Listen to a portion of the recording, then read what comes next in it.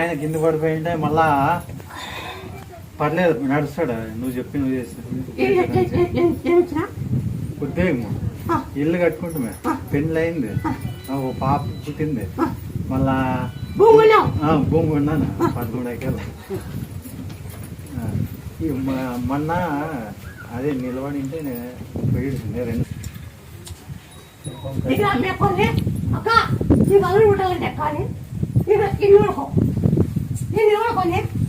ముక్కోమైతాడు అక్క అల్లగుంటే అనే మెప్పలనుకో తిరుపతి ఆ కంటి 9 నెలల్లో వెళ్ళకాయల అట్లా 2 మాటలు నిలబడిపోయింది.